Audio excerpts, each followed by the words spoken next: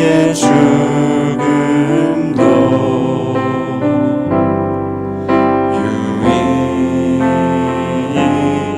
유익함이라.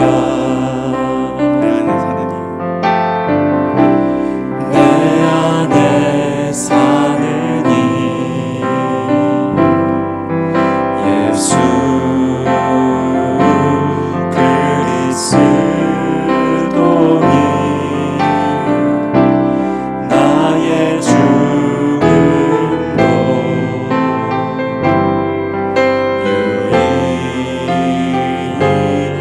유익함이라. 나의 왕 내 노래 내 생명 또 내 기쁨 나의 힘 나의 것 내 평화 나의 주 내 안에 사느니 예수 그리스도니 나의 죽음도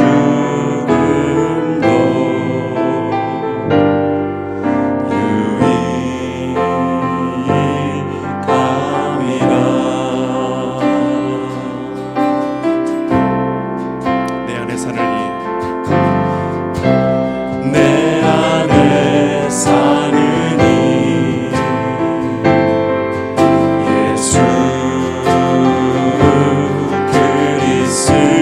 그리스도니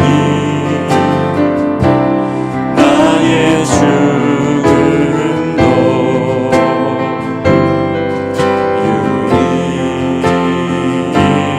유익함이라. 나의 왕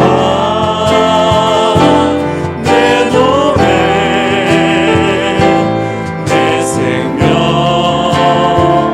또 내 기쁨 나의 힘 나의 것 내 평화 나의 주 내 안에 사느니 예수 그리스도니 나의 죽음도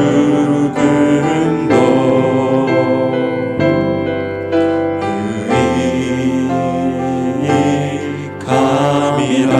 나의 죽음도 나의 죽음도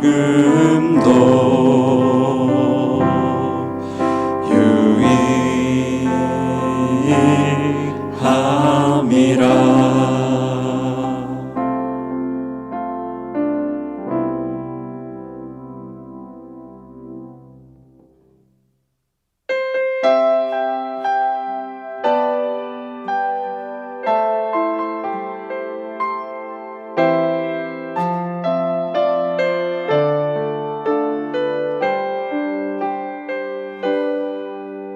고달픈 삶의 은혜도 무뎌지고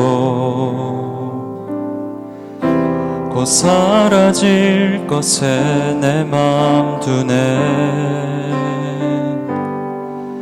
헛되고 헛된 것들을 바라보며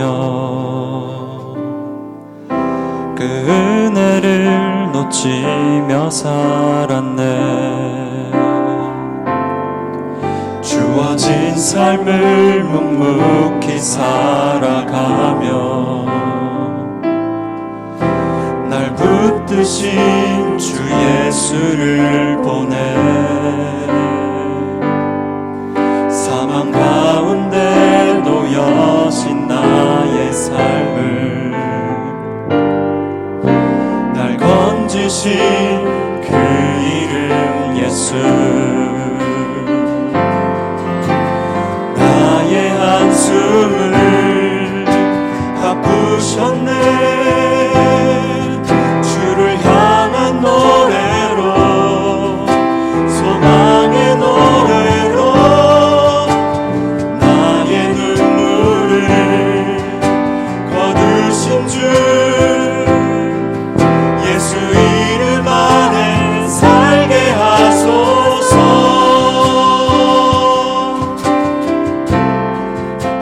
고달픈 삶의 은혜도 무뎌지고 곧 사라질 것에 내 맘 두네. 헛되고 헛된 것들을 바라보며 그 은혜를 놓치며 살았네. 주어진 삶을 묵묵히 살아가며 날 붙드신 주 예수를 보내. 사망 가운데 놓여진 나의 삶을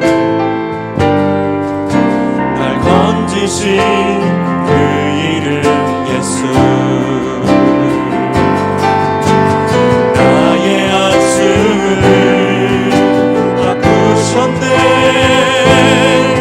주를 향한 노래로, 소망의 노래로 나의 눈물을 거두신 주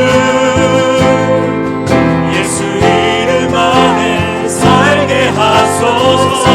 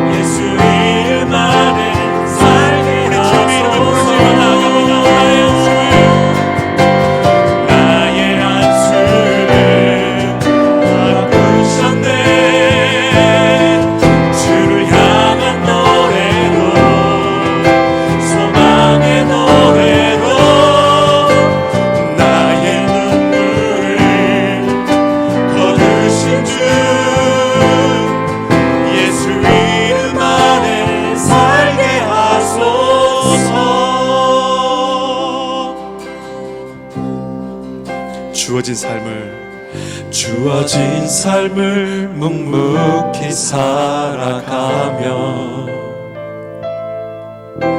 날 붙드신 주 예수를 보내. 사망 가운데 놓여진 나의 삶을 날 건지신 그 이름 예수. 날 건지신 그 이름 예수. 날 건지신 그 이름 예수.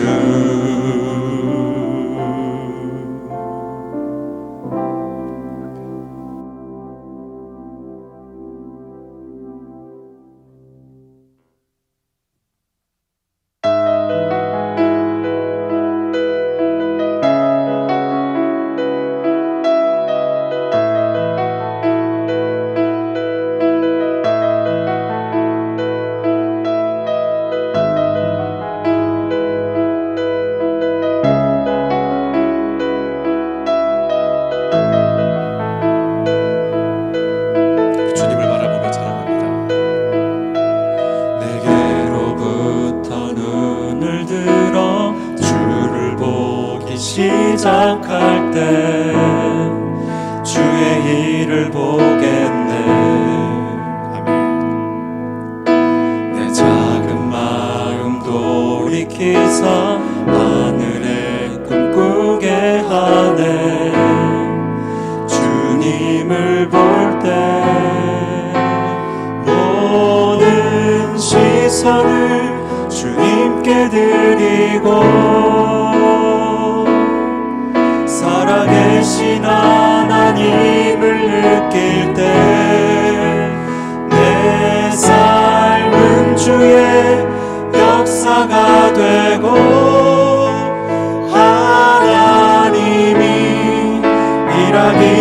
시작하네.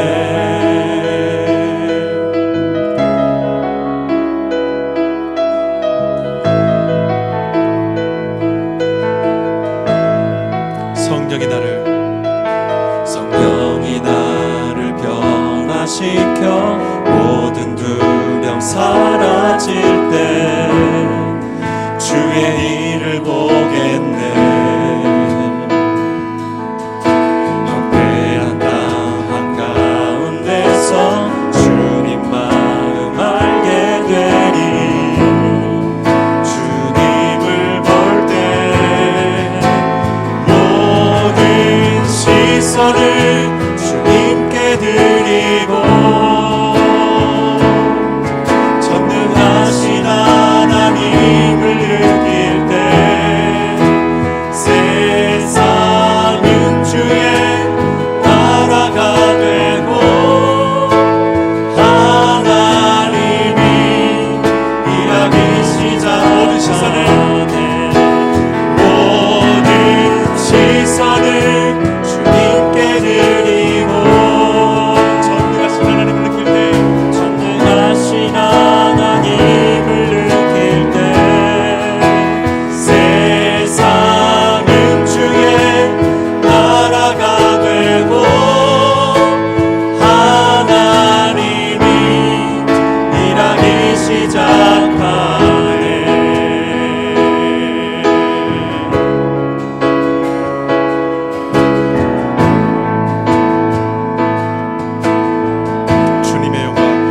주님의 영광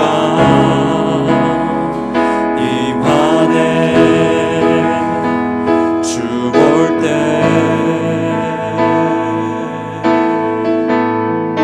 주님의 영광 임하네. 주 볼 때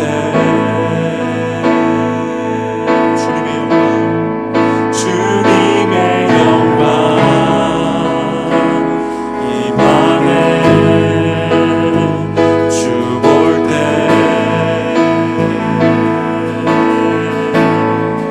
주님의 영광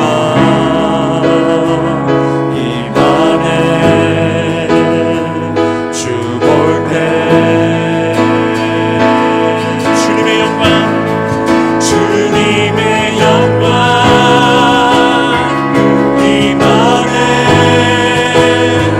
주 볼 때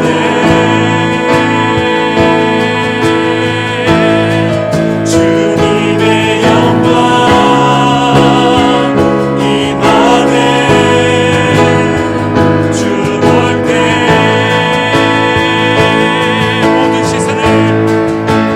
모든 시선을 주님께 드리고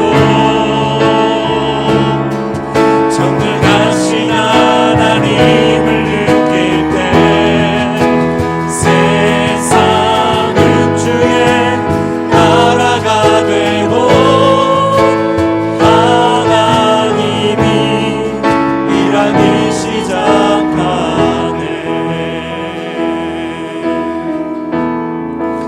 우리 예배를 위해서 함께 기도하기 원합니다. 아버지 하나님, 저희들이 주님께로 시선을 돌립니다. 늘 우리의 삶 가운데 간섭해 주시고 함께 해주시고 그 곁에 계시는 아버지 하나님 앞에 저희들이 전심을 향해 달려갑니다. 주여 우리를 품어주시고 안아주시고 주 안에서 나의 한숨이 이제는 찬양이 되게 하여 주시옵소서. 오늘 이 예배가 우리에게 있어서 귀한 은혜의 회복의 시간이 될 수 있도록 주여 은총 내려 주시옵소서. 함께 예배를 위해서 기도하며 나아가겠습니다. 기도합시다.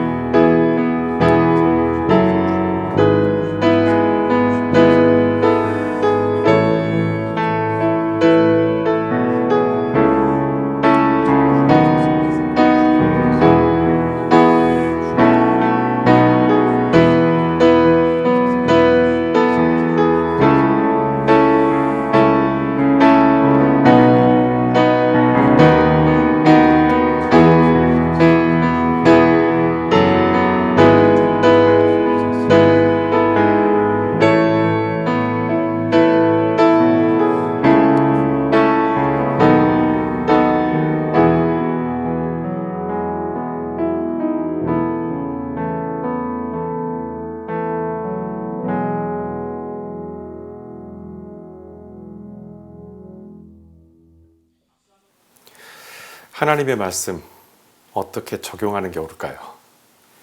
오늘 본문에서 그 귀한 답을 찾도록 해보겠습니다. 자, 12장 1절부터 오늘 8절 말씀입니다. 마태복음 12장 1절부터 8절에 있는 말씀 제가 봉독하겠습니다. 그 무렵 예수께서 제자들과 같이 밀밭 사이를 지나가시게 되었다. 그날은 마침 안식일이었지만 배가 몹시 고팠던 제자들은 밀 이삭을 잘라 먹었다.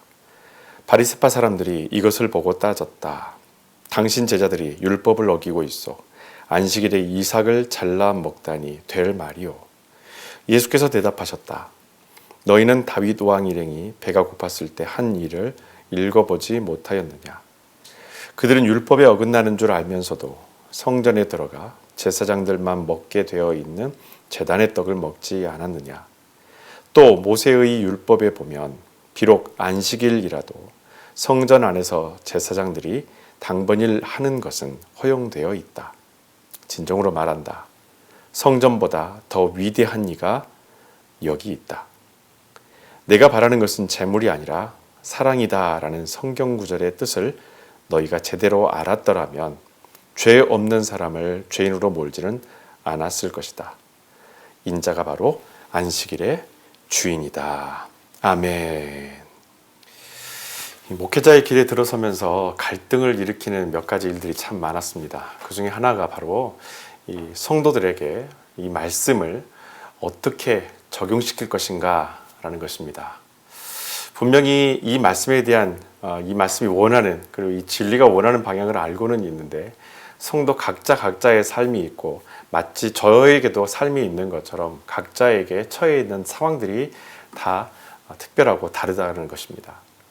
당연히 말씀대로 산다는 것을 사실은 부정할 사람은 없겠지만은 실제 우리의 삶을 보면 그 말씀을 적용하는 해석이 서로 다르다는 것을 느낄 수 있습니다. 대부분 우리는 말씀을 삶에 적용할 때에 내 사정과 내 형편이 이 말씀을 이해하는 데 영향을 미칩니다. 그러다 보니 어떤 설교는 잘 들리고 어떤 설교는 별로 가슴에 와닿지 않는다고 느낄 때도 분명히 있을 것입니다. 여러분, 오늘 본문에 등장하는 이 사건을 보면은 가장 먼저 누가 더 말씀에 충실한지 분명하게 보입니다. 바로 바리새인들입니다. 이 사람들은 말씀에 나온 그대로를 지키면서 그것을 지키기 위해 또한 세부적인 적용 방법까지도 만들어내고 자신들뿐만 아니라 타인들의 신앙생활까지도 영향을 미치며 살아왔었던 사람들이 바리새파 사람들입니다.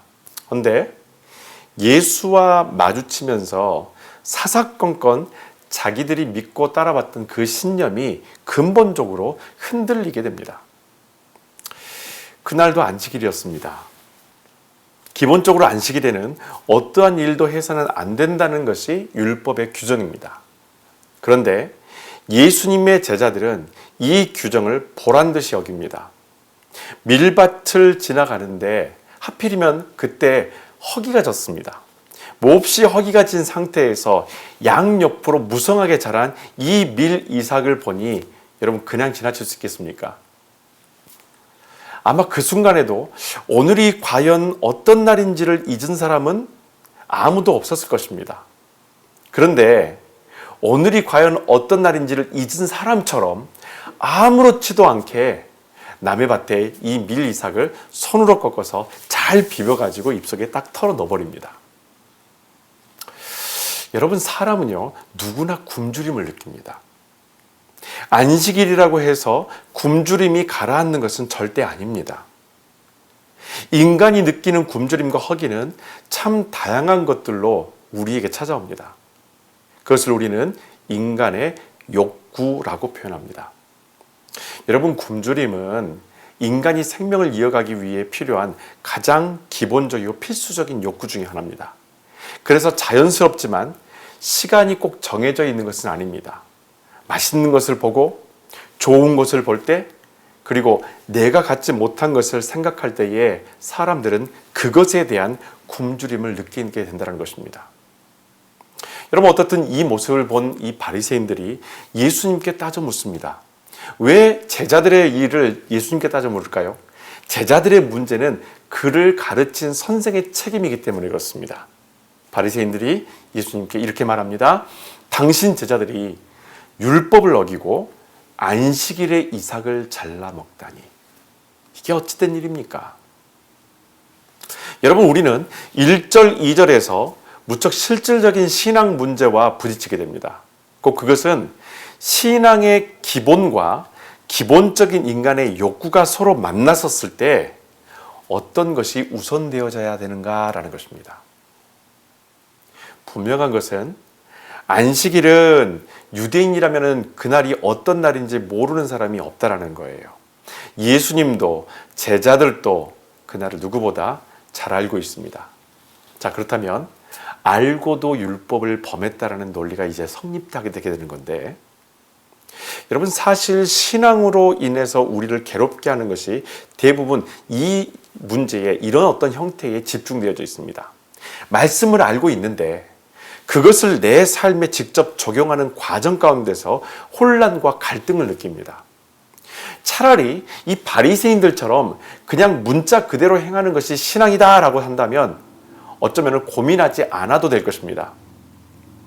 만약 기독교 신앙이 문자 그대로를 실천하는 근본주의를 따른다면 여러분, 이것만은 분명합니다.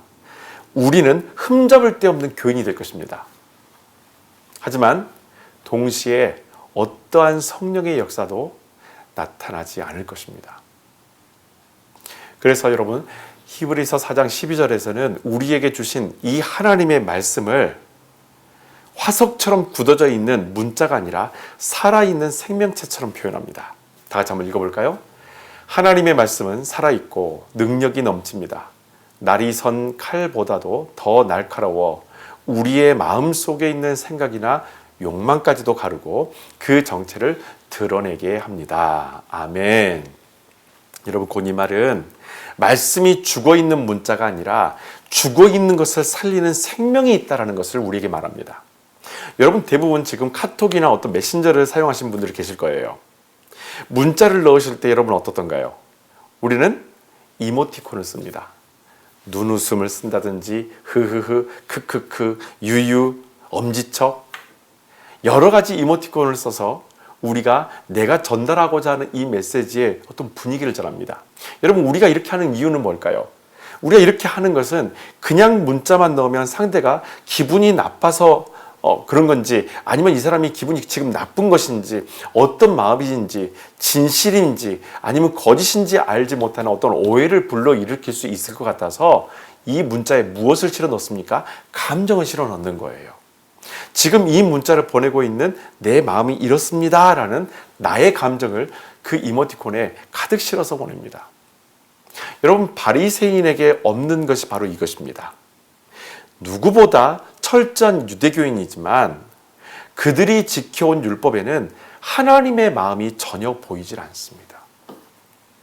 그들이 전하는 이 말씀에는, 그들이 전하는 이 율법의 가르침에는 어떠한 하나님의 마음도 보이지 않습니다. 그분의 눈물도, 그분의 사랑도, 그분의 기쁨도, 그분의 기대함과 소망도 어떤 것도 보이지 않는다는 거예요. 안식일을 지키라고 한 것도 우리를 위한 것입니다. 하나님이 그날 쉬고 싶으셔서 제정한 날이 아닙니다. 여러분, 만약에 하나님이 쉬고 싶으시면 하나님만 쉬시면 됩니다. 그런데 하나님은 안식일을 통해서 창조 때부터 이어온 우리를 향한 당신의 이 사랑을, 자기 욕망을 멈추지 않고 그 욕망을 채우려는 인간에게 당신이 아주 의지적으로 채워넣으려고 했던 것이 바로 안식일이었다는 것입니다. 바리새인들은 예수님께 먼저 이 문제에 대한 문제 제기를 합니다. 안식일에 이삭을 잘라 먹다니. 여러분, 그랬더니 예수님이 뭐라고 말씀하십니까? 사무엘상 21장에 기록되어 있는 사건을 예로 들면서 설명을 하십니다. 사울에게 쫓겨 피난 중이었던 이 다윗이 자기 부하들이 굶주린 것을 알고 아히멜렉에게 찾아갑니다. 혼자 찾아갑니다. 부하들을 숨겨둔 상태에서. 왜? 부하들이 위험하기 때문에. 그들이 굶어 죽을 수도 있고 그들이 사울이 쫓아온 병사들에 의해서 죽을 수도 있기 때문에 자기 부하들을 숨겨놓은 상태에서 자기가 그곳에 가서 제사장 아히멜렉에게 먹을 것을 요구합니다. 여러분, 그때 먹을 것이 뭐가 있었을까요? 성전에 있는 떡이 있어요. 이것에 대해서 아히멜렉이 이 성전의 식은 떡을 다윗에게 전해줍니다. 4절에 보면은 아주 더 분명하게 이렇게 말합니다. 그들은 율법에 어긋나는 줄 알면서도 성전에 드려진 이 떡을 먹었다라는 것입니다. 그리고 또 하나의 사건을 예수님이 더 언급하시는데 5절에서 비록 안식일이라도 성전 안에서 제사장들이 안식일을 위해 일하는 것은 허용되지 않느냐라고 예수님이 반문하십니다. 자, 여러분, 제사장들은 안식일에 더 분주하게 일합니다. 2번의 제사를 드리고 성전 제단에 올려질 떡을 새로 교체해야 되기 때문에 그날 하루는 그렇게 바쁠 수가 없습니다. 여러분, 바리새인들이 전혀 알지도 듣지도 못한 얘기였을까요? 여러분, 우리처럼 말씀에 대해서, 역사에 대해서 누구보다 잘 알고 있는 것이 바리새인들입니다. 다윗 시대에 있었던 그 사건도 알고 있었고, 안식일에 제사장들이 얼마나 분주하고 바쁜지 누구보다도 잘 알고 있는 것이 바리새인입니다. 문제는 그 말씀이 원래의 뜻에서 벗어나게 이해되어졌다라는 것입니다. 예수님께서 바리새인들에게 하신 조언이 무엇일까요? 7절에는 이렇게 나타납니다. 성경 구절의 뜻을 너희가 제대로 알았더라면, 하나님의 그 말씀의 뜻을 너희가 제대로만 알았더라면. 인간의 기본적인 욕구를 바꿀 수 없습니다. 그러나 우리가 하나님의 말씀을 제대로 알게 되면 우리의 욕구가 신앙 안에서 더 건강해지고 오히려 이것을 통해 지금보다 풍성한 하나님 나라 백성으로서의 삶을 살 수 있게 됩니다. 그 방법 어렵지 않습니다. 하나님이 사랑이심을 제대로 알아야 합니다. 바리새인들의 말이 여러분 틀린 것은 아니에요. 그런데 복음서에서 내내 우리의 마음을 불편하게 만드는 것은 그들이 하나님의 말씀을 부정한 것이 아니라 그 말씀이 육신을 입고 우리가 살고 있는 바로 이 세상 가운데 오신 예수 그리스도를 부정했기 때문입니다. 예수님은 우리가 지키고 있는 이 말씀이 무엇입니까? 바로 실제의 모습입니다. 이 말씀이, 하나님께서 주셨던 이 말씀이 삶 속에서 어떻게 나타나는가, 삶 속에서 어떻게 구현되는가, 삶 속에서 어떻게 실제적으로 실천되어지는가, 그것이 제사가 되었든, 그것이 삶이 되었든, 환자의 자리가 있든, 아니면 장례식이든, 어느 곳이든지 간에 하나님의 말씀이 어떤 방식으로, 그 율법이 어떤 방식으로 삶 속에 적용될 수 있을까? 바로 그 실제 모습이 예수 그리스도라는 것입니다. 여러분, 우리가 목숨처럼 중요하게 여기는 말씀이 각자 분명히 있을 것입니다. 자, 지금 잠깐 한번 생각해 보시죠. 여러분들이 목숨처럼, 정말 여러분들이 지금 귀하게 평생도록 여러분들이 간직하고 있는 말씀이 무엇입니까? 어떤 말씀입니까? 그냥 툭 건드려도, 다른 말씀은 잘 기억이 나지 않아도 이 말씀 정도는 여러분 기억하면서 늘 이 말씀을 통해서 여러분들이 삶에 힘을 얻는 바로 그 말씀이 무엇입니까? 아마도 그 말씀대로 살기 위해 지금도 노력 중일 겁니다. 자, 그렇다면 그 말씀을 오늘 이 사건에 그대로 적용해서 여러분 다시 한번 해석해 보십시오. 저와 여러분들이 중요하게 여기고 있는 그 말씀, 생명처럼, 목숨처럼 나에게 정말 귀중한 말씀으로 여기는 바로 그 말씀을 예수 그리스도와 바리새 사람들이 있는 바로 이 자리에, 이 상황 가운데 여러분 던져 넣어서 한번 적용해 보시고 해석을 한번 해 보십시오. 본질적인 말씀을 붙들고 사는 사람과 그렇지 못한 사람은 바로 여기서 분명히 차이가 날 것입니다. 꼭 그것은 이 말씀을 이해하는데 결정적 기준이 될 수도 있고, 아니면 아무런 연관성을 찾지 못할 수도 있습니다. 지금 저와 여러분들이 생각하고 지금 중요하게 여기고 있다는 그 말씀이 여기 이 상황 가운데 던져서 섰을 때 아무런 연관성이 없는가? 어떤 해석의 방법들에 실마리를 줄 수 있는 중요한 말씀인가? 만약 연관성을 찾지 못했다면 아마도 그분은 개인적인 복과 위로를 위해서만 성경을 보셨기 때문일 겁니다. 우리가 부딪히는 모든 신앙과 삶의 충돌에는 우리의 생각이 어디로부터 출발하는지에 대한 분명한 기원이 있습니다. 여러분, 기독교 신앙은 그 출발선을 분명히 못 받고 시작합니다. 창세기 1장 1절에서 하나님이 창조주 되심을 인정하면서 시작합니다. 이 하나님의 창조되심을 우리가 생각하고 믿고 따르고 이해할 때에 앞으로에 나타나는 모든 하나님의 역사들, 예수 그리스도의 어떤 모든 역사들, 그리고 그의 가르침들, 그리고 사도들의 전승들, 모든 이 말씀들이 첫 번째 창세기 1장 1절로부터 반드시 출발한다는 것을 여러분 기억하십시오. 하나님이 통치자 되신다. 하나님이 기준 되신다. 하나님이 창조하셨다. 그리고 하나님이 그 창조된 하나님 나라로서 회복을 하나님께서 원하신다. 그리고 예수 그리스도를 보내셨고 그 예수 그리스도를 통하여서 지금 바리새파 사람들은 하나님, 다시 말하면 창조주의 창조 질서를 다시 한번 회복하는 것이다. 정리가 되시나요? 여러분, 하나님이 세상의 주인으로서 이 세상을 어떻게 통치하셨는지 알게 되면 자연히 우리에게 이런 질문이 생깁니다. 과연 하나님의 통치 방법은 사랑인가? 두려움과 권위인가? 우리는 그 답을 예수 그리스도에게서 찾아야 합니다. 구약 성경에 머물러서 하나님께서 세상을 창조하시고 그 세상을 통치하시는 방식이 사랑인가, 두려움인가, 권위인가? 아마 여러분들이 구약에 머물러 있다면 두려움과 권위만 보일 겁니다. 그러나 성경은 전체 그 말씀 안에 예수 그리스도도 담겨져 있습니다.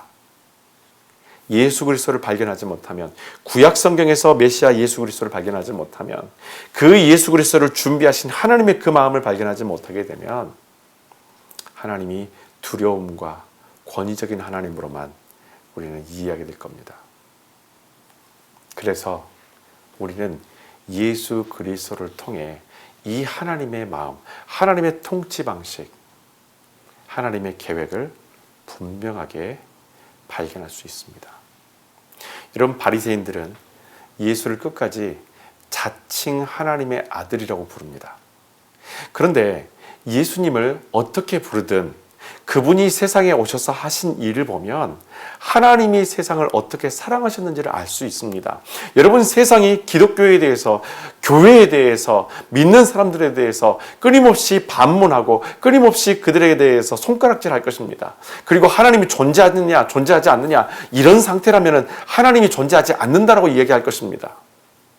여러분들이 현재 접하고 있는 수많은 뉴스들과 소식들과 여러 가지 주변에 있는 이야기들을 보면서 마치 나도 크리스찬인데도 불구하고 진짜 저 사람한테 하나님이 살아계실까?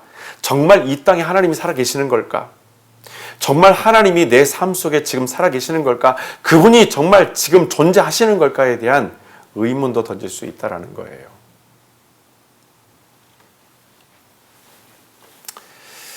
우리가 그 하나님에 대해서 어떻게 이해하든, 어떤 방식으로 생각하든, 세상 사람들이 어떤 이야기를 하든지 간에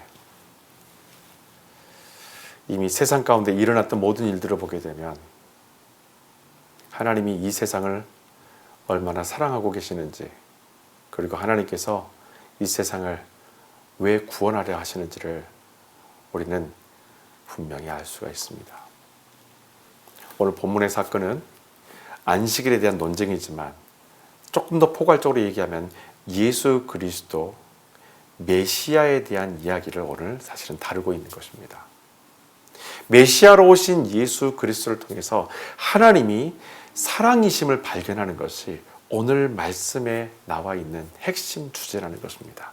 바리새파 사람들이 생각하고 있는 하나님, 바리새파 사람들의 그냥 기억 속에만, 추억 속에만 남겨져 있는 그런 하나님, 아무런 영적 임재가 없이 400년 동안 영적 침묵기를 갖는 그 하나님, 추억으로만, 기억으로만 남아있는 그 하나님이 실제로 우리 안에 어떻게 역사하시는지, 그분이 어떻게 사랑이신지를 다시 한번 예수 그리스도를 통해서 오늘 그들은 만나고 있다는 거예요. 이제 우리의 신앙생활이 말씀에서 출발하는 것인지 규율에서 출발하는 것인지를 점검해 봐야 합니다. 여러분, 대부분 말씀이라고도 할 겁니다. 내 삶의 모든 출발은 말씀입니다 라고 할 거예요. 그렇지만 규율이 더 지배적일 거예요. 그래서 말씀을 읽지 않는 것입니다. 내 안에 먼저 신앙 안에 규율이 들어왔었고 그 규율로 신앙생활을 지금까지 해왔었기 때문에 말씀을 읽지 않습니다. 굳이 성경에서 찾지 않아도 어떻게 신앙생활하는지를 이 규율을 통해서 이미 먼저 배워버렸기 때문에 바리새인처럼 우리는 삶이 그렇게 냉담해지는 거예요. 다른 사람을 자꾸 판단하는 거예요. 나에게는 적용하지만 저 사람에게는 적용되지 않고 저 사람에게는 반드시 적용되어야 되지만 나에게는 어느 정도 유예가 필요한 그런 말씀으로 그런 상황 가운데 신앙과 욕구가 충돌하면서 그 안에서 혼란을 겪고 있는 것이 또한 규율에 갇혀져 있는 말씀으로 신앙생활을 출발하지 못하고 말씀으로 신앙생활을 다시 회복하지 않은 오랜 크리스찬들이 갖고 있었던 병폐이기도 합니다. 바리새인은 하나님이 이스라엘 백성에게 주신 율법이 그분의 사랑으로 만들어진 것이라는 것을 전혀 알지 못합니다. 죄 짓지 않기 위해서, 벌받지 않기 위해서 지금 율법을 지키는 것입니다. 우리에게 우선순위가 교회가 되어야 합니까? 아니요. 저와 여러분의 우선순위는 교회가 아닙니다. 예수 그리스도입니다. 12장 6절, 성전보다 위대한 이가 여기 있다. 주님은 그렇게 말씀을 하십니다. 여러분, 이렇게 말씀을 통해서 하나님이 사랑이심을 제대로 알게 되면 이 신앙과 욕구 사이에서 오는 또 다른 충돌을 우리가 분별해낼 수가 있습니다. 바로 그것이 조화와 타협입니다. 바리새인은 하나님이 세상의 주인 되심을 믿고 인정을 합니다.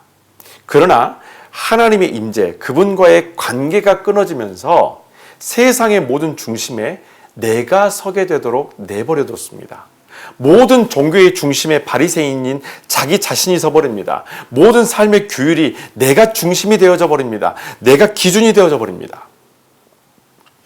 세상의 중심이 내가 되면 하나님은 나를 중심으로 돌게 되는 청동설을 주장하는 어떤 중세교회가 돼버릴 수밖에 없습니다. 우리는 크리스찬으로 살아가면서 세상 속에서 조화를 이루는 것과 타협하는 것을 혼돈할 때가 있어요. 예수님은 세상에 오셔서 조화를 이루신 분입니다. 왜냐하면 이 세상을 아버지 하나님이 만드셨기 때문입니다. 그래서 이 땅의 백성들을 구원하기 위해 세상 속으로 들어오셔서 우리의 굶주림과 허기짐을 하나님 나라 복음으로 채워나가십니다. 바리새인을 피하지 않고 세속적인 신앙의 한 중심에 들어오신 것도 바로 하나님께서 보내신 예수 그리스도가 이 세상 가운데 조화를 이루시는 그분의 방법인 줄로 믿습니다. 진정한 조화는 그것을 채우는 행위까지도 하나님 나라 복음을 증거하는 도구가 되어야 합니다. 하지만 타협은 과정과 결과가 모순투성입니다. 그냥 결과적으로는 그냥 하나님께서 하신 거다. 이게 모든 결과적으로는 하나님을 증거하는 거다. 이렇게 애둘러서 말하지만 그 과정에는 타협할 수 없는 진리가 절대 보이지 않기 때문에 우리는 이 결과론적인 어떤 결과만 바라보면서 이거 하나님이 한 거야. 이거 하나님이 원하시는 거야. 이거 하나님의 뜻이야. 무조건 그렇게 하나님의 뜻이라고 우기기 시작한다는 거예요. 여러분, 세상과 타협하는 신앙, 세상과 조화를 이루는 신앙, 우리가 세상 가운데 들어가지만 믿지 않는 사람들의 그 술자리에 들어가지만 믿지 않는 사람들의 노름의 자리에 들어간다 할지라도 우리는 거기에서 하나님의 백성으로서의 우리의 정확한 정체성을 지켜나갑니다. 절대로 타협하지 않습니다. 그들을 피하지는 않지만 그들 안에서 구별됩니다. 그러나 타협은 지금 이렇게 해도 결과적으로 그들이 교회 나오면 될 거 아니야? 결과적으로 그들이 그냥 사람이 변하면 될 거 아니야? 이렇게 해서 결과만 바라봅니다. 모든 과정 가운데 그것이 하나님께서 기뻐하시는 것인지 하나님이 기뻐하시지 않는 것인지에 대한 것은 중요치 않습니다. 무조건 결과만 중요하다는 거예요. 제자들이 안식일에 밀을 꺾어 먹은 것을 나무라지 않으신 것은 복음이 우리 삶에 무엇인지를 보여주는 증거 중에 하나입니다. 인간 욕구의 굶주림과 허기짐은 예수가 아니고는 절대 해결할 수가 없습니다. 주님으로 채움받은 사람은 그제야 비로소 만족할 수 있고 때로는 내려놓을 수도 있습니다. 안식일은 우리를 살리기 위해 제정하신 날입니다. 그래서 주님은 안식일 율법보다 더 상위에 있는 생명의 구원을 위해서 적극적으로 바리새인들의 지적에 대응하셨고, 제자들이 그 밀을 먹었던 것에 대해서 오히려 가만히 그들의 굶주림이 채워질 수 있도록, 그리고 그들이 왜 지금 이 시간에 이 밖에서 이 뜨거운 태양볕을 맞으면서 걸어가고 있는지, 왜 이 사람들이 굶주림을 느끼고 있는지, 무엇을 위해서 우리가 굶주림을 갖고 있는지를 예수께서는 알고 계시기에 그들의 행동들을 인정해 주시고 그들을 보호해 주시는 겁니다. 여러분, 기독교 신앙은 억압이 아니라 자유입니다. 이 자유가 세상 그 어떤 자유의 선언보다 강력하고 완벽한 것은 무작정 주어지는 방만과 욕구 해소가 아닌 진리의 토대 위에 견고히 세워진 보장된 자유이기 때문입니다. 제자들에게 무엇이든 자유를 주시진 않습니다. 예수께서 제자들과 함께 계실 때 그들에게 주신 자유는 생명을 구원기 위해서였지 아무 때나 주어진 것이 아니었다는 거예요. 그들에게 능력을 주실 때에도 생명을 구원기 위해서, 생명을 살려내기 위해서 그들에게 능력을 주셨고, 그들이 절제해야 될 때 그들에게 예수 그리스도의 그 복음의 말씀들을 듣고 배우고 깨달은 그 과정 가운데서 주님께서는 더 철저하게 하나님 나라의 질서를 지키며 살아갈 수 있도록 그들을 가르치십니다. 그들이 복음을 제대로 알 때까지 사람들을 거치고 치유하시고 죄의 사함을 허락하시면서 예수님은 제자들에게 이 모든 것들을 자꾸 보고 경험하게 만드십니다. 여러분, 어떠한 상황 속에서도 우리가 내린 신앙적인 판단이 하나님과 벗어나지 않게 하기 위해서는 이것을 제대로 알아야 될 것이 있습니다. 예수께서 내 삶의 주인 되신다는 것을 여러분 이제 분명하게 그리고 제대로 알아야 합니다. 바리새인들에게 예수님은 당신이 누구인지를 분명히 각인시키십니다. 8절에 보면 인자가 바로 안식일의 주인이다. 당신은 무척 위험한 발언이죠. 오히려 이 말로 인해서 바리새인들은 예수를 죽일 모의를 합니다. 자, 그런데 우리에게 이 말씀이 오해가 생길 수가 있어요. 안식일의 주인이 예수님이라면 지금 예수님이 무슨 말씀을 하시고 계신 걸까? 예수님은 율법에 벗어나 주인 마음대로 이랬다 저랬다 할 수 있다는 것을 지금 그걸 자랑하시는 것일까? 내가 안식일의 주인이니까 그냥 내 맘대로 하는 거야. 하나님께서 그렇게 말씀하셨는데 지금은 내 맘대로 하는 거야. 왜? 내가 주인이니까. 여러분과 제 삶 속에서 정말 진정한 주인이 누굽니까? 내가 아직도 내 자신의 주인이 되고 있기 때문에 내 맘대로 내 삶을 펼쳐가는 거예요.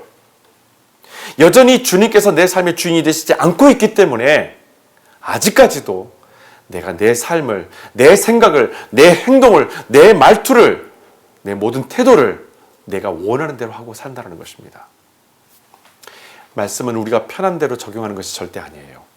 예수 그리스도는 더더욱 말씀을 자기 편한 대로 바꾸어서 해석하지 않으셨습니다. 세상 그 누구가 자기가 죽게 될 것을 알면서도 자기에게 이렇게 불리하게 진술할 사람이 여러분 어디 있겠습니까? 바보가 아닌 이상에는 절대 그렇게 할 수가 없습니다. 예수님은 이 말씀 때문에 오히려 더 불리해졌고 바리새파 사람들이 그를 미워하는 정도가 아닌 어떻게 죽일 수 있을까를 모의하게 됐습니다. 그럼에도 불구하고 왜 예수님께서 이런 말씀을 하셨을까요? 왜 예수님께서 내가 안식일의 주인이라고 말씀하셨을까요? 그래서 이 말씀을 통해서 제자들이 밀을 먹었었던 것을 어떤 방식으로 예수님께서는 지금 설명하고 그들에게 이해시키는 것일까요? 어떤 하나님을 이해시키는 걸까요? 생명을 살리는 하나님을 지금 설명하는 거예요. 안식일의 주인이 된다는 이 말씀은 이것을 통해서 하나님은 우리 모두를 살리시겠다라는 하나님의 의지가 이 율법 안에 담겨져 있다는 것을 지금 예수님은 설명하고 있는 것입니다. 여러분, 우리가 복음을 만나게 되면 설령 내가 손해보고 불리해져도 생명을 살리는 일이라면 그 불편함을 충분히 감수하게 되어 있습니다. 마태복음 5장의 산상수훈에서 예수님은 이렇게 가르치시죠. 보복하지 말아라. 한쪽 뺨을 때리는 사람에게 다른 뺨도 돌려대라. 고소해서 속옷을 달라는 사람에게 겉옷도 주고 억지로 2km를 가고자 하는 사람에게 그 2배의 길을 같이 걸어주어라. 달라는 사람에게 주고 꾸어달라는 사람들에게 등 돌리지 말아라. 여러분, 이 모든 것들이 무엇을 말하는 겁니까? 교회 다니는 사람들, 크리스찬들이니까 그냥 약자가 되라는 걸까요? 바보같이 그냥 두드려 맞으라는 걸까요?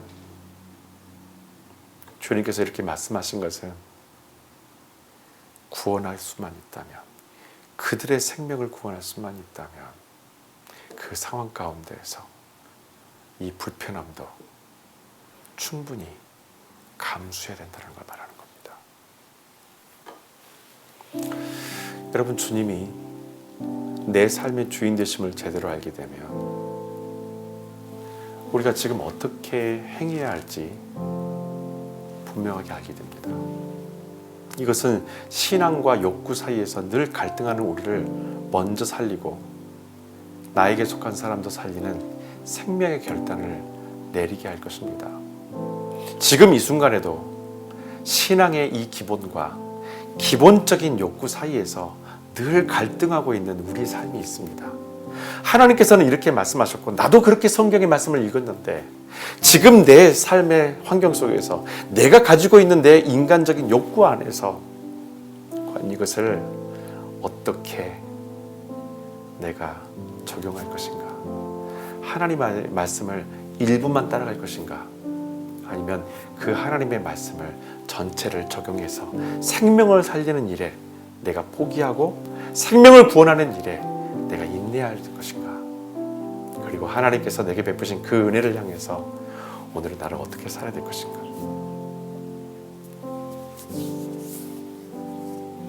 제대로만 알았다면, 우리가 그 하나님을 제대로만 알았다면, 우리가 그 복음을 제대로만 알았다면 이렇게까지 잘못되진 않았을 것입니다.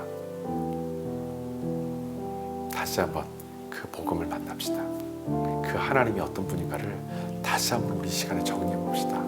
그분을 만나봅시다. 그분이 하시는 말씀, 그분의 모든 결정, 그분이 행하셨던 모든 일 가운데 생명이 담겨져 있음을 여러분들이 발견하게 될 겁니다. 이 말씀을 전하면서 저에게 주시는 한결같은 마음은 이거예요. 규율을 따르지 말고 예수를 따르라. 기도하겠습니다.